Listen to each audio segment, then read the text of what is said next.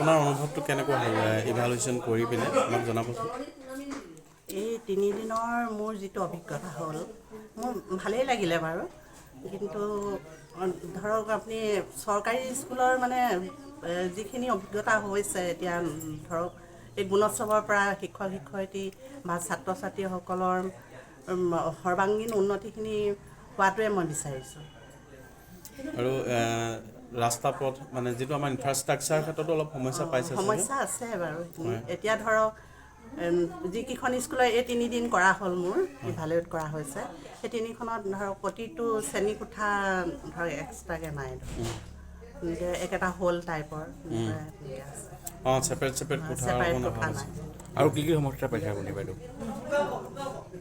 ফেচিলিটিখিনি প্ৰায় আছে, পানী সুবিধাটো বা টয়লেটৰ সেইখিনি আছে, ৰানিং ৱাটাৰ পাইছোঁ আৰু ইলেক্ট্ৰিফিকেশ্যনৰ আৰু ষ্টুডেণ্টৰ যিটো সংখ্যা সেইটোৰ ওপৰত আপুনি ষ্টুডেণ্টৰ সংখ্যাটো যে কম। প্ৰশ্নটো সুধি দিয়ক।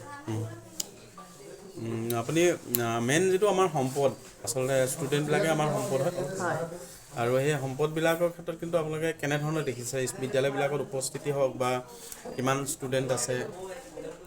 এতিয়া তেওঁলোকৰতো শিক্ষা হেতু এপৰ জৰিয়তে তেওঁলোকে এটেণ্ডেঞ্চ দিয়ে, সেইমতেতো 100%ই দেখা গৈছে। হয়, উপস্থিতি সম্পূৰ্ণ পাইছে। আছে পাইছোঁ।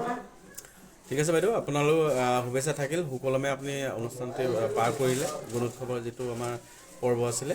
ভোগালী বিহু আমি শুভেচ্ছা জনালোঁ। আপোনালোক ভোগালী বিহুৰ আগতীয়াকৈ শুভেচ্ছা জনাইছোঁ। ধন্যবাদ। ঠিক আছে।